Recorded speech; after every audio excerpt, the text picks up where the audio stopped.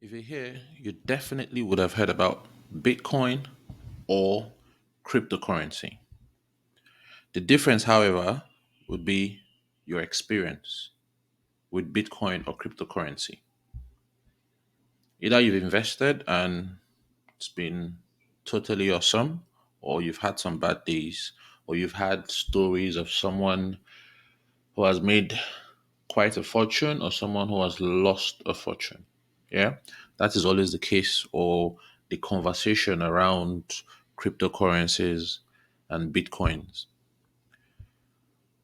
However, it's important to note that as of today, we already have billionaires from cryptocurrency. Like you could literally go to Google and search like list of like this, just search and you would already see them and you could click on this to read about their personal stories.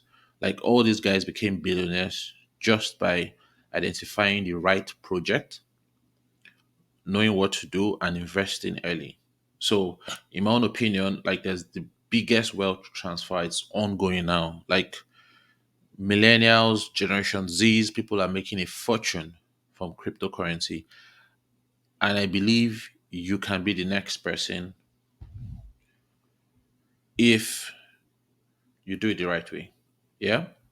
Now, before we start, let's be very clear on the outcome. So, you watching this video is either you're watching it just to make money, wealth, or to have use the technology behind cryptocurrencies, blockchain to have like a positive impact in your community.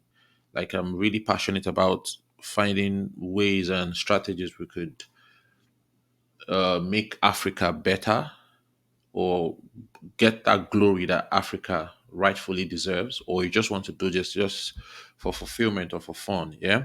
Whatever the case, the amount of knowledge you can amass, research, reading about cryptocurrencies, your experience or other people's experience you can share from our strategies would really help tell your story in the cryptocurrency space, either upwards or downwards. It all depends on you. So in this video, I would try to make sense of the entire concept of cryptocurrency, the technology behind it. So we'll be talking about evolution of money. Yeah, let's know where it all started from. We'll talk about the technology behind cryptocurrency. That's the blockchain. We'll talk about the concepts of cryptocurrency. Yeah, Bitcoin, altcoins, what all of that means.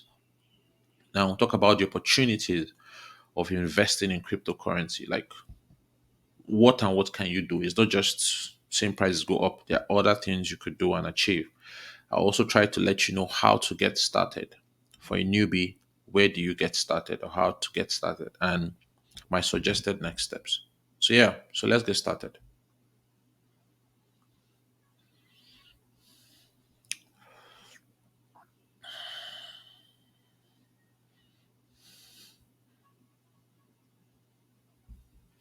Yeah, so welcome back. My name is Martins and you are welcome to Crypto Leg where we learn, earn and grow our cryptocurrency portfolios. If this is your first time, please subscribe, give us a thumbs up. It helps make this video more visible to other people that need information like this. Yeah, if you can, watch the ads. If you can, drop a comment. Tell us how you feel about the video. If we're making sense or ways we could improve this channel to help every one of us, right? Now, before moving forward, I would like to say something out loud. I am not a financial advisor, right? This video is simply for educational and entertainment purposes. Yeah. So it is always advised you do your own research. Yeah, we could help you, direct you, show you things that you should research more on, but it's very important you do your own research. Yeah. So let's get started. Now, evolution of money. It's a known fact that since the inception of man, we we've always had a means of value exchange. Yeah. From our forefathers, there's always been that means of I consider this valuable, you consider that valuable, either in product or in services. And we have conversations and we exchange. As long as both parties feel satisfied with the exchange, it's valid. Yeah. And so we look at factors that would influence this value exchange, whatever it is, be it trade by barter, be it whatever the case, right? Number one is transparency. Like every party would want to know details of each transaction. Like once it's transparent, we trust it. Now, accountability.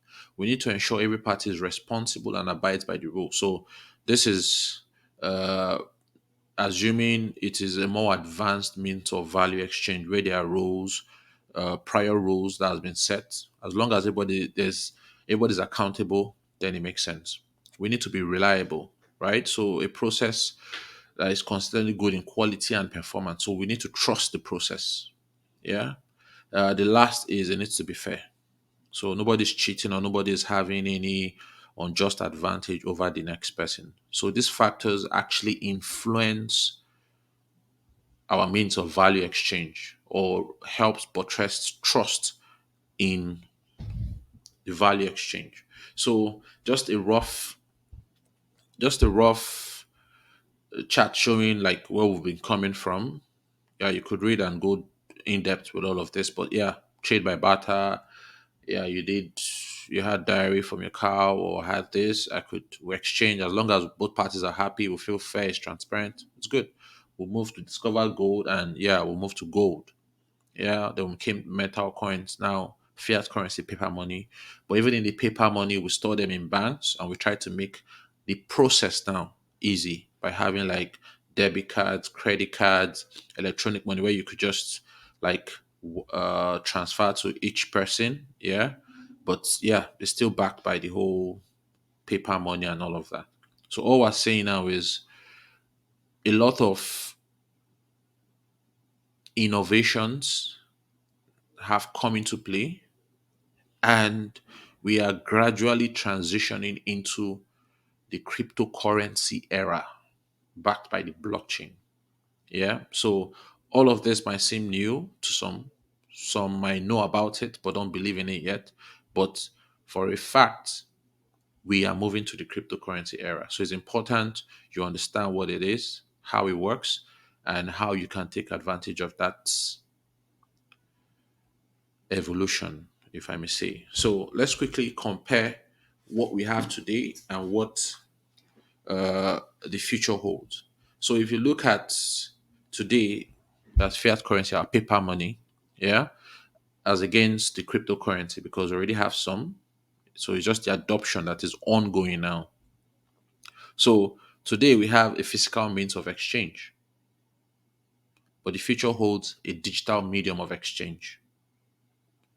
Now, today, our money or the value we have is represented by bills and coins.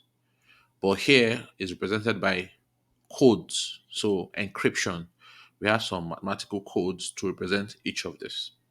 Now, as of today, the government can produce, like, there's an unlimited supply. Like, the government can go to their central banks and print out more money, which they do on a regular basis. However, with each cryptocurrency, there's a set maximum limit. So it's a limited supply based on the project. Yeah.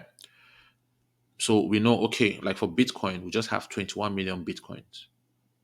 So in the next 10, 20 years, it will not even be enough for everybody to have one Bitcoin. So those are the opportunities we'll be talking about later in this video. Now, what we have today is issued by a government. Here is produced by computers. Here is centralized, so it's governed, controlled by laws and banks. Here is decentralized, so it's more for the people. It's not controlled by any government or entity. For fiat, the value is determined by the market and regulations, whereas for here, it's simply determined by supply and demand. Once we need it, the value goes up. If we don't need it, and I think this addresses the whole volatility of cryptocurrencies and bitcoins. But it's always good to understand this, so it will help. That's the whole idea about having the knowledge of the technicality behind. So everything would make sense and it would reduce your emotional or panic selling and all of that. Now, this is very important. The transaction directories are kept secret. So everything we do, the transactions going on, government transactions, bank transactions, we just trust them, but but we can't really see how they transact or how it's kept. So it's secret to us, the public. Whereas here, the transactions done is actually visible to the public. So every transaction done, you might not know the person behind the transaction, but you can tell we had X amount and it's now minus this amount. So you could have all of that. Now, today it is not encrypted, but for this, it is highly encrypted. So if you look at all of these comparisons, yes, for the fiat money, it is a product of decades of innovations, evolutions, right? But there's still room for us to trust the process more. So everything happening in the cryptocurrency space is not just a bunch of people bringing something new and wanting Bitcoin to go up to make money. No, we are just simply trying to bridge the trust gap. So there is a trust gap that needs to be bridged. And this trust gap is done using the blockchain. So I'm saying today, for the purpose of this video, forget about all the speculations and Bitcoin will get to X amount or that amount. Move your attention more to the blockchain because the blockchain is the future and it can be used in multiple industries. So people that understand this concept, right? They are the ones that become the billionaires because they know where to put their money. So it's simple. If blockchain is revolutionizing industries, right? And I know why industry in the current state is what, let's say, 500 uh, billion dollars industry, yeah, and people are transitioning to the blockchain. I would simply want to be there first. So when those monies are moved into technologies in that industry in the blockchain, supply and demand, value goes up, and I make money. Very simple concept. So it's important you have that concept. So the focus is on the blockchain. The focus is on innovations in industries. So the focus is in solving problems. What are the projects solving real life problems in everything we do? So blockchain is the future and it can be used in multiple industries. So having said that, let's talk about the blockchain, smart contract, but let's start with the blockchain. So the question I have is if you knew the future, what will you do to take advantage or be a huge part of it? Right? It all depends on your motive. So it's just a case of hindsight and your foresight. So, foresight is the ability for us to see or prepare wisely for the future, while hindsight is the realization or understanding of the significance and nature of events after they have occurred. So, as of today, if you're watching this video in 2021, you are having information that would help you have foresight. But if you're watching this after all of this is in the past, yes, there will still be some benefits, but it's just hindsight. It has happened and you are hearing about it. Yeah. So if you look at all of this here, in the in the 1400s, there was a knowledge gap. Then you had people just, information was simply from one person. Then you try to send it down a messenger, sends all those informations down before the masses can hear about it. But with the printing press, we had newspapers like real time every day. People had information. Now it's like on your phone, everybody has that information. So there was a gap, right? Now the power gap. We're talking about combustion engines, and it eradicated manpower and slavery, which is a big part of Africa. Yeah. So slavery actually stopped because we're able to close the power gap. So it's important to know how closing gaps bring about advancements, improvements in the way we see life and the way we go about our daily lives. So the power gap helped reduce that the need for manpower and even eradicate slavery. Now, the most recent that we can all relate with is the distance gap, which is the internet. So now we can transact from Africa with China, with America, with Europe, all around the world. We can transact because of the internet. We can have friends, we can have communications, the educational system, a lot of things can go on, trainings and all of this just by having our phones. You literally might be watching this video from your toilet seat thanks to the internet. Now we know about Jeff Bezos and the Amazon using the internet. In fact, look at the billionaires of today. It's all most are digitalized billionaires, so like IT related stuff. So closing gaps helps make life better for everybody, so that positive impact. However, some people make the world, and I want us to be part of those people making the world. So yeah, let's talk about blockchain. So yeah, so the blockchain is bridging the trust gap. So when you hear about blockchain, yes, we might never understand all the technicalities behind it, but at the core, we know blockchain is helping to bridge how we trust moving forward. Now, it's interesting to know annually we have over 100 trillion transactions amongst ourselves globally. Now, so if we have that volume of transactions, then trust is a fundamental currency for all of this. However, based on what we have today, yes, we trust, but we verify. So before you transact, you want to know, okay, what do you do?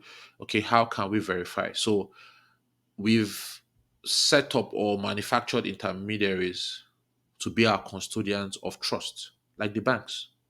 So most of what we do, we actually allow the banks to be the custodian of trust for us to transact. And how do the banks give us like updates and checks? Is by ledgers. So they simply store information of how they interact and transact in ledgers.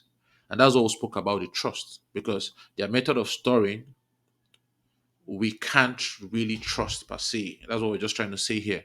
What we spoke about, the transactions are kept secret, so we don't know what's happening, but the future transactions is visible to all of us. So we know, okay, this is our money, because knowing this alone would prevent what happened in 2008 with the global meltdown. Yeah, it is not encrypted, but here it is encrypted. So this alone is really, really huge. So how does the blockchain work? In the most simplified form possible, ledgers are for storing information, right? Now, to store an information, there's always the first record that will be written, or the first information, or your day one where you start and you start recording on a plain ledger. So, what the blockchain simply does is for every record. So, looking at the screen here, record one, for every record written, there's a unique key to lock that record. Now, to even write this record, it must be done and stamped by a trusted party. So anybody writing, we know with the stamp of who wrote it and is locked. Now, when the next record is written, everything from the first record, including the key and the content of the second record, is put in a formula. Like I said, cryptography, so many mathematical technicalities going on that I have no idea of, but this is at the core. This is the simplified version. It's put in a formula, and this produces the second record. Now, for the third, all the content of the record one and two, including their keys, goes into the formula, and that produces the key for the third record. Now, I think by now you get the drift. Like one, two, three is imputed in four. So there's this pattern of dependence from the previous record that goes on and on. So at the core, the blockchain ledger simply ensures every record is authentic. We can see who wrote the record. We can add a key to that record to lock it, and we can build dependence between records, essentially forming a chain of records linked together. That's where the name comes from. Chain, blockchain. So it's like a chain of records that everything is locked and linked together. So if a record is tampered with in the chain, you can quickly apply an algorithm to identify which record was tampered with. Now, so once we know which is tampered with, we know who even tampered it, because anybody imputing, there's a stamp to know who is imputing. That's how unique this is, right? So at all points, nobody can tamper. So the difference with how we exist today and what the future holds is this simple concept of locking records where we know who has written it and who tampered with it, if there's any case like that. Yeah. So another thing to note, which is very important, is blockchain exists in communities. How your bank, let's say Citibank, for instance, Citibank starts, and people, the moment you bank with them, you are joining that community. So blockchain is like that. It exists in communities. So each participant in a community or network, right? That's like the technical term, operates on the same chain, so that each participant in that network has a copy of all the informations shared real time. Do you know what it means? That I could see all the transactions. I would definitely trust the process. So, and that's why they call it like a distributed ledger, distributed amongst computers, where everybody has real time information on what is going on. Debits, credits, real time information. Now, the information shared amongst these participants form blocks of data. So when I talk about records and all of that, all those records, the technical term called blocks of data. So like a block. And as more blocks are shared, they form a chain of blocks. So blockchain. So block of informations, block of records, block of data come together using the first record interlocked with the second, interlocked with the third, forming a chain, a blockchain of data. So blockchain simply keeps a history of all transactions. I can bet there are a lot of industries today that we do not know the history of the transactions. So if we have real time information on the history of transactions, you can imagine how industries would function faster and better. Real estate, whatever industry, right? Now, this is simply how, in real time, this is like how it works. So, an information is shared real time, distributed amongst the network, whether you're in Africa, wherever you are in the world, real time. We have all those informations shared real time.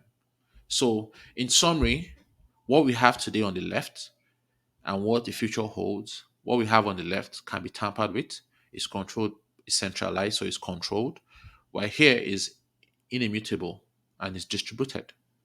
Now, so here we trust what we're doing today, we trust but we verify, which slows down the process. Here, we trust, we already trust the process. It's immediate, it's recorded, and it's easily available to all, right? So, if we're to define the blockchain, blockchain is simply an immutable distributed ledger. It allows transactions to have public witnesses. What do you do in the courtroom? This witness, that witness is real time, man. Public witnesses. So immutable. Anything put on the blockchain is hard to change. It is there literally forever. It is distributed, so no one computer controls the blockchain. It is a network of computers distributed around the world. And a ledger, like we said, it's a document, physical or digital, excuse me, that keeps records of transactions or activities. It's that simple. So, in summary, all I've said from the start of this video to this point, I would like to recap so we can be on the same page before we move forward. So, for a recap, number one, man will always have a means of value exchange. I think that we can agree on. Number two, The system today is achieved in a centralized manner. So it's controlled either by the government or the central banks for the financial sector. Number three, records of transactions are done on a ledger that we believe or we've seen that can be tampered with. Now, this has shown there's a trust gap. So, all we're addressing in most industries using the blockchain is a trust gap. So, the blockchain technology bridges that trust gap by keeping an inimitable history of all transactions. Forever, it can be deleted, and we have a trace of everything. So, blockchain simply allows all transactions to have public witnesses. So, blockchain is simply revolutionizing how we trust and interact with each other in commerce. Now, blockchain is the backbone of cryptocurrencies' unique features. So, when you hear of Bitcoin, I think the real guy is the blockchain. So, we need to appreciate the blockchain. Now, the next,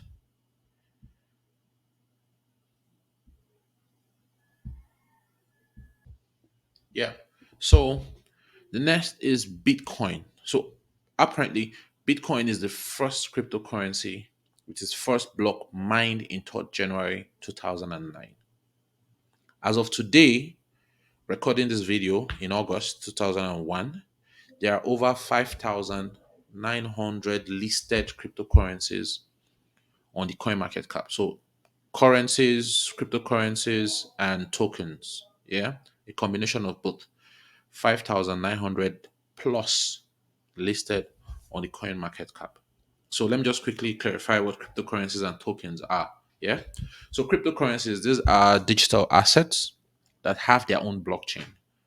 So in that community where people have like their blockchain, they have their own currency. So Bitcoin happens to be the first, like I earlier mentioned. So for tokens, tokens are now crypto tokens are digital assets built on an existing blockchain. So the more you learn about cryptocurrencies and how they function, you would understand some have their blockchain, whereas some are built on other blockchain. So once you appreciate that fact, you would know it would help in your decisions or your research when you do your own research to invest in projects. So there are a bunch of them. Yeah. Also, it's important to note something. Bitcoin and altcoins. I think that term, those terms would you would come across a lot. So Bitcoins, like I'm saying for the third time, is the first digital currency, right? That is not backed by the central bank or government. So Bitcoin was like the front runner. It all started with the Bitcoin. And altcoin simply means alternative to Bitcoin. So every other cryptocurrency or crypto token that is not Bitcoin is considered an altcoin. Yeah. So some of them basically are just trying to improve on the technology. So another thing to know is yes, there is the advancement of blockchain, cryptocurrencies. Bitcoin is the first. So people are now improving on those technologies, coming up with more ideas to make the world a better place. So it's important we have all of that, yeah, to have all those concepts at the back of our mind. So you would also appreciate smart contracts. So here, such as smart contracts and low price. So there's a lot of features with most of these new cryptocurrencies and new innovations. So let's talk about smart contracts. To appreciate this concept of smart contracts, it's important we identify that as of today, most of what we do, we interact with our smartphones a lot, interact with robots, machines, and we could already tell artificial intelligence is already a thing. And in the future, there will be more interactions with all of this. So, the missing piece, in my own opinion, is actually the blockchain because the blockchain can be used in various sectors, healthcare, supply chain, all of this, using what is known as a decentralized application, right? That's the smart contract. So basically, if we're to just define what smart contract is, smart contracts are pieces of codes that codify business logic. They are very secure, and at the core, they facilitate three functions. So they store rules, they verify the rules, and they self execute. So if you look at every robot that anybody wants to in healthcare, supply chain, you want them to self execute. So those are like smart contracts. So the blockchain simply gives that future of have trusting every record that you can find there. So at the core, the blockchain does a lot. And that's why we'll be hearing more and more of smart contracts in the crypto space and how they're using the smart contracts to solve real life problems. So yeah, so it store rules, verify rules, self-execute. So since decentralized apps are built on the blockchain, there are no intermediaries, no brokers, no agent, no government agency. They just self-execute. So if you understand that, that would make a lot of sense. So what I'll be doing now is I would show us some projects in the cryptocurrency space, and we'll just go through to understand, to appreciate all of these things that we've said. So, talking about, so this is like coin market cap. So let's just look at Ethereum. For Ethereum, if you're new to this, this just gives a breakdown of all the cryptocurrencies listed based on their market cap, Bitcoin, all of that. You could see the top 10 cryptocurrencies and all of that. So you could just click on any of them. I'd already opened Ethereum. So you could see the current price, the market is down. You could look at this chart to see how. So this is simply so about entering a project early and believing in the project. This is what date is this? 2016 was $11, came as high as 3,900. Now it's so if you look at this, people could argue the market is down, but someone that's 4 years, like this is, and that's why you hear concepts about holding for a long time. And you can't really hold when you don't believe in a project. So it's easier to hold when you believe in a project. Yeah. So, but that's by the way. So you could go down and read about the project. So if you look at this, Ethereum is a decentralized open source blockchain system that features its own cryptocurrency, Ether, and Ethereum was first described in 2013 white paper. So white paper for most projects are just simply explaining what they intend to do, what the future holds, the roadmap, when this would happen, when that would happen. Just a simple concept. So Ethereum's own purported goal is to become a global platform for decentralized applications, allowing users from all over the world to write and run software that is resistant to censorship, downtime, and fraud. So, with this vision, if you love what they do, you could invest and you could just live it for years because you believe in the vision. So, I think why I'm sharing this is because plenty people tend to come into cryptocurrency space with the eagerness to just make it now, and they do not even understand what they are investing in. So it's important you read through projects, understand what they do, why they're doing it, and if these guys are looking to be like the decentralized application for all of this, then you could already say, okay, the future is bright because when all the sectors are coming in, all of this, then you would want to. And obviously, in every space, there is always a competition. So, yeah, we have Ethereum. Now there's Cardano looking to do almost the same thing. Yeah. So the same open source. So there's a lot just going on. So you could read through all of this, how they do it, proof of stake, all of that. And you might now want to have an informed decision when you invest, right? Also, you have VeChain. These are just like randomly picked. You have VeChain, but this is like supply chain. We know supply chain is like the back of everything we do. So yeah, so just do your own research before you jump on any project. Yeah. So yeah, so that's about it. So yeah, so having said all of this, blockchain, smart contracts, how wonderful they are.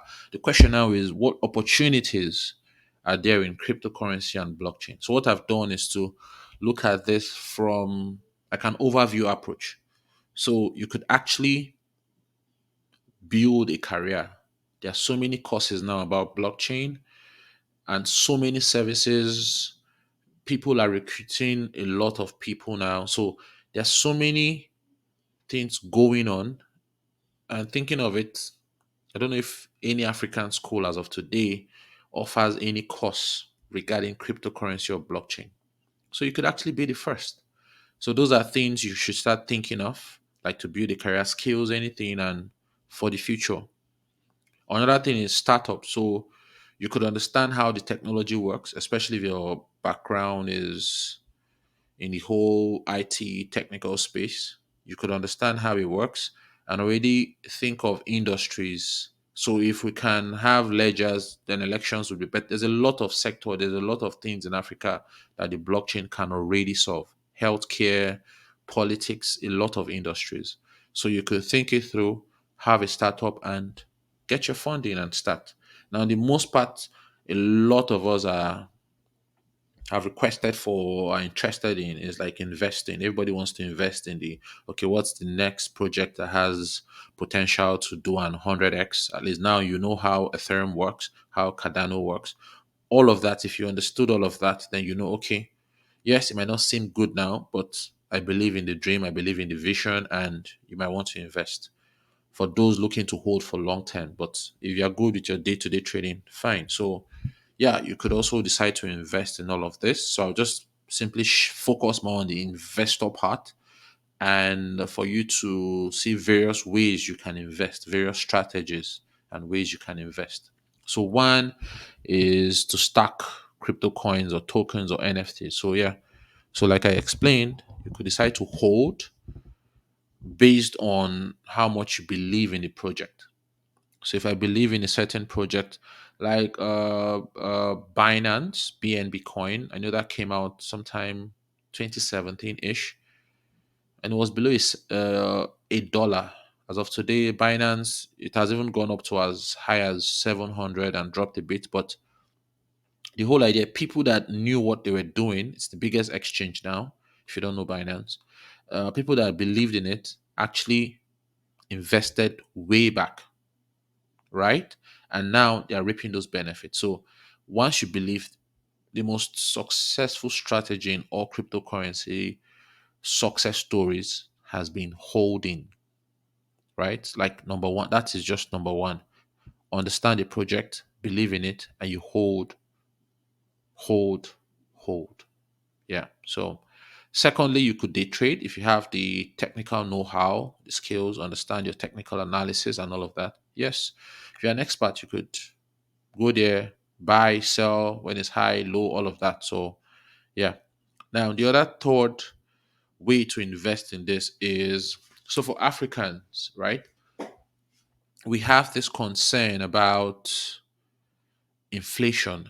So yes, the US dollar inflates too, but when you compare the rate of inflation of your local currency wherever you are in Africa, I'm a Nigerian. So if you look at the Nigerian naira, as at 20 years ago and now, you could already tell the disparity. Literally, there was a time where $1 was 1 naira. Making these videos like 1 to 500 naira. So you can already imagine. So the smart thing to do, in my opinion, is why you could actually save in dollars. So even if, so you're like hedging against inflation to the US dollars at least, right? So that's like a smart strategy because they are stable coins. So you might want to go read more about stable coins. There's a video, we could actually make a video. If the video is up, you'd already see it at the top right. But there's stable coins. Understand how stable cryptocurrencies, they are simply just tokens that are directly, or coins that are directly proportional to a dollar. So $1 is equals to like one USDT for Theta. Theta, that's like a stable coin. So yeah, you could have all of those strategies, and the goal is just to be woke and make the right decision. So another way could be staking. So yeah, there are projects that allow you to stake. You saw in Cardano proof of stake. There are so many strategies around staking.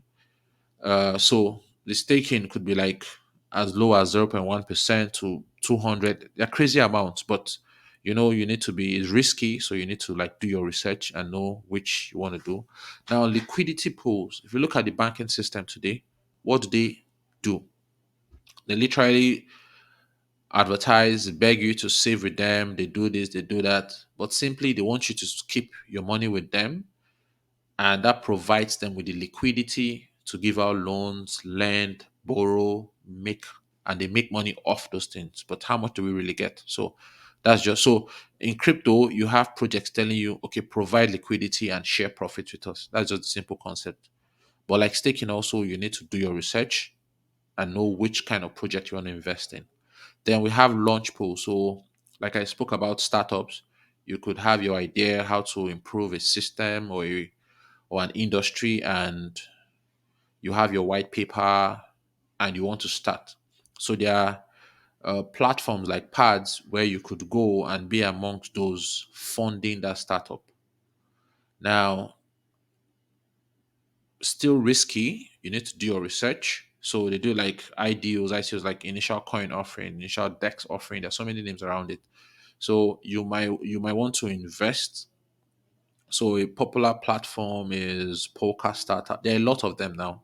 So you might want to go invest early, and once they launch it in the market, there's always like some crazy profits that people make from launch pools. So all of that, all those strategies can be used. There are more. So in fact, if you know any other strategy that was not listed here, would love to learn too. So just put it down there so we could also make our money. So the question now would be, how do somebody start? What does somebody need to actually start when you want to invest in cryptocurrency? Now, it's simple. You just want to have a smart gadget, be it your laptop, your tablet, your mobile phone. You want to be connected to the internet. You want to have money, no matter how small, right? Uh, Now you want to have the right mindset, which is very important because you need to be disciplined and not greedy. Because in the crypto space, there is a lot of good and there's also a lot of bad. There are scams. So many people are out there to take your money, right? And they would always play on your greed. They would always promise a lot of huge profits in a second, all of that. So it's your ability to have the right mindset, to know the right project, to be to yes, I'm not saying you can't make money overnight, like investing in the right project, in the launch pad, and it happens. That happens, but you need to be smart. You need to read. You need to be well informed before you try all those desperate approaches. So you need to also be tech savvy, should know how to handle your phone, how to do basic stuff, read, write, like just basic stuff. So basic skill sets to operate a smart device, read and follow instructions. Yeah. Because there are lots of instructions on how you store your money, your wallet, keep your keys. So if you have all of this, then you're good to go. So how do you get started? Now, to get started with investing in crypto, first of all, you need to understand the basics. So this video is already a good start, but you need to read, read, read. I'd also be making videos. If I've made them, they'll be at the top right of the screen. The pillars of getting started in the crypto space. Yeah. Where I'll be talking about how you can arm yourself. You understand? Protect your money, like five basic pillars, like protect your money, you arm yourself, you have a strategy, educate yourself, and how to stay informed. So, like protect yourself, I'm talking about like the kind of email to use, how to protect your email, how to the kind of wallet to use, the kind of messaging app you want to use that is encrypted. So, like, just basic stuff. So you want to, at all points, you want to reduce the possibility of someone hacking or taking your cryptocurrency. So all of those things would explain that in that video. Common mistakes people need to avoid. Yeah, we'll talk about that. Vocabularies too, because so many videos. For me, I'll try to make my videos like really basic and something you can relate with. But so many videos online, YouTubers that really know, that are experienced, way experienced than myself, that I would always recommend you watch, might be using some technical terms that is important you learn so you can understand those concepts and those videos more. Yeah. So you need to have a strategic plan. So, like we started the video, like you need to be clear on the outcome you want. So if you are doing long term, are you investing? Like you need to be clear. Some of the mistakes too we'll talk about is like not taking your profits because it's an investment. So it's important you get your capital back, even though you're holding for the long term. So how to take those profits? Uh, just be clear on the outcome. Am I holding for like the next 10 years or am I holding for just it to do like 5x or 10x? You need to be clear. So, and discipline too to follow that outcome. So, yeah, understand, yeah, stable coins, like stable coins when investing, how to move. So, like stable coins is really important for you to understand when investing in cryptocurrencies, not just as an African, but also like exiting trades and all of that in exchanges. So, all of that is very important. So you need to build the right mindset. Understand you are the captain of your crypto portfolio. It is you. Nobody is responsible for your losses or your profits. It is all you, right? It is very important you have that mindset. So, like I said earlier, there's a lot of unprofessional opinions, and myself, I'm not professional. I'm just sharing what I've learned from tears, profits, good days, bad days with you. So there are so many opinions on YouTube, internet. So it's important you do like some research. So you, and you also need to respect facts, news, data over your emotions. So the fact you're crazy about a certain project does not mean the project will make money. So you need to just be curious, learn, read news, all of that. There are so many tools I would still share or try to make a video on Instagram you could follow to see all those tools on how to get your information and data right. So you need also research the right crypto project. Like I made mention about like Ethereum, you need to just do like your research. So we've made some videos on how to identify like 100x coins and stuff. So you could watch those videos, get more ideas, watch other people's videos, not just mine, and learn stuff. Just soak yourself in informations, right? And at least know how to filter them so you get the quality information. Understand how to evaluate a crypto project, like, okay, what is the market cap? What is the total supply of a project? You need to know all those technicalities because the price of a coin does not necessarily mean. So, like, Ethereum was 2,400 when we looked at it, while Cardano is like 1 point something dollars. It does not mean Cardano will get to 2,000. It could get there, but all of the price does not necessarily mean okay to get to the next. No, you need to, there are other things you need to look at: the total supply, the circulating supply, all of those technicalities you need to have an understanding so you can pick a product and say, okay, this, I want to bet on this, and you want to hold comfortably with your full chest. Yeah. Now the next thing is, okay, you want to start, so you need to register on an exchange. So exchanges are simply like places you now go that are safe, that you want to buy the coins you want to buy. So for each coin you look at on Coin Market or CoinGecko, you would always see it'll tell you where you can get them, what exchanges you could get, because there are so many exchanges. I would always recommend Binance for Africa. I think that's popular and that's like number one in the world. So they're really doing great down here in Africa. So Binance would always be my first choice. And also they have like a bigger array of coins and tokens listed there. So yeah, so you want to research the best exchange for you. Binance is my personal opinion. You decide yours. So so if Binance is your way to go and you don't know how to start, I've done a Binance review video on how you can register, then buying your stable coin or a particular coin. So for some countries, always look at the regulations in your countries and comply.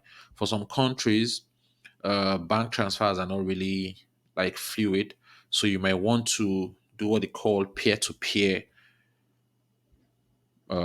exchange. Yeah, so peer-to-peer simply means you have your local currency, like here in Naira, you have Naira, and the person has a certain token, be it USDT or BTC or Ethereum, and you transfer the money to the local bank of the seller.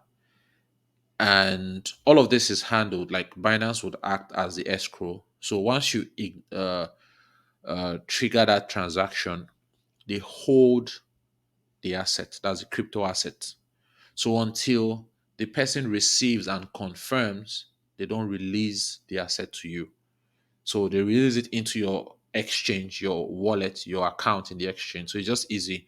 It reduces all those transaction costs, all those stress, and like it's just super easy. And that you could also actually start that as a business also. Like I know people who do that and they are like six figures doing that business. They just buy and sell. So there are like too many opportunities around the crypto space. So yeah. So yeah, you could also learn activities within the exchange, how to buy, how to sell, how to do other advanced features. There are so many things, and Binance has an academy. So I'll be using lots of their resources there for my videos to explain lots of stuff. Then you can buy your first crypto, but you need to do your research to know the first cryptocurrency to buy. I'm also very interested in wanting to know what your first crypto was and if it was good, if it was a good or bad deal. But you can drop that in the comment section. Let's have a chat. So, having said that, my suggested next step would be one, watch the videos on, yeah, like watch the videos on the five pillars of the crypto investing, just so you know how to go about it. The whole idea of the video or the pillar is just you want to be safe, you want to secure your assets, you want to just do it the right way so you don't lose money or lose your cryptocurrency. Very important. You want to learn how to, if you're going with Binance, you want to register on Binance. There's a link in the description. If this is your first time, there's a link there. You can register. Yeah. You want to watch the video on how to use the Binance app or web. You could do it on your desktop. You could do it on your phone. Now you want to also watch the video on how to buy. So on Binance, so like the whole peer-to-peer, I've done a video too. Yeah, then you just buy your first crypto, watch it blossom, and yeah, I wish you the best in this journey. So if you feel this video was helpful, please and please do like the video. It helps us a whole lot. Drop a comment, share with your friends, and let's make Africa better. Right? Thank you. Break your leg.